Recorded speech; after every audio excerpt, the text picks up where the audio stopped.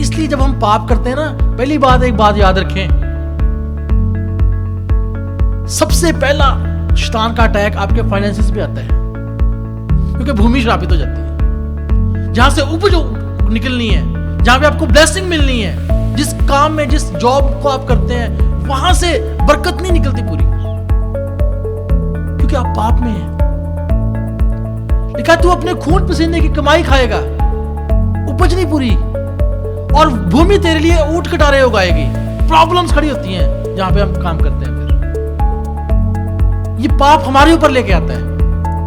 खुदा ने भूमि को श्रापित किया है, और आदम भूमि में से निकला है, मिट्टी में से निकला है, और आगे लिखा है, खुदा ने बोला क्योंकि तू मिट्टी में से निकला है तो मिट्टी में मिल जाएगा। जब ये आशीषें आपके जीवन में पूरी हो जाएं, एक काम कभी नहीं करना, कभी किसी को कर्स नहीं करना, चाहे वो बुरा है, चाहे भला है, चाहे अच्छा, कुछ भी हो। क्यों?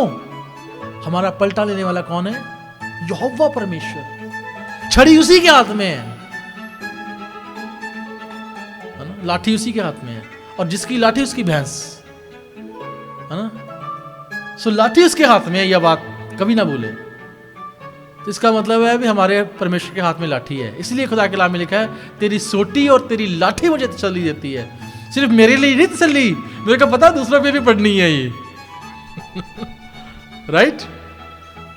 भी अगर कोई तंग करेगा, कोई भेड़िया आएगा, तो उसको भी पड़ेगी लाठी, इसलिए तसल्ली देती है। It's not for me only, it comfort me, because आशीष देने के लिए हम बुलाए गए। क्या देने के लिए? आशीष देने के लिए। अब्राहम ने आशीष दी।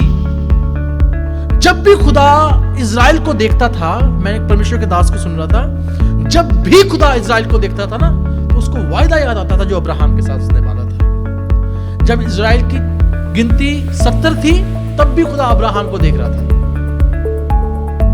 जब वो लाखों लाख हो गए,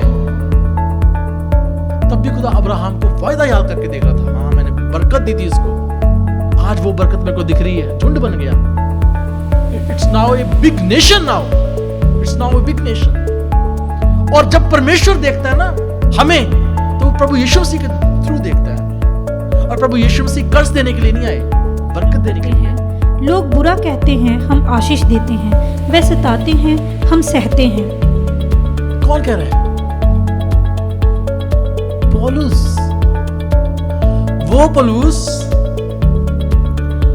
जिसके चपेट मारी थी, थप्पड़ मारा था एक सिपाही ने, और पौलुस उसको बुरा भला बोलने लगा था उस टाइम। तो लिखा है, एक सिपाही ने थप्पड़ मारा पौलुस को, और पौलुस ने बोला, हे चुना फिरी हुई भीत, परमेश्वर तुझको डांटे, मारे सीधा कष्ट डाल दिया उस पे। अब वही पौलुस कह रहा है बदलाव। इसलिए पौलुस परफेक्ट नहीं था, कोई इंसान परफेक्ट नहीं, मैं नहीं हूं, आप नहीं है।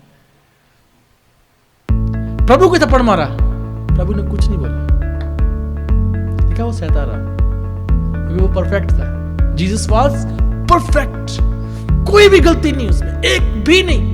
हर बात में वो पवित्र, शुद्ध, परफेक्ट गिना गया।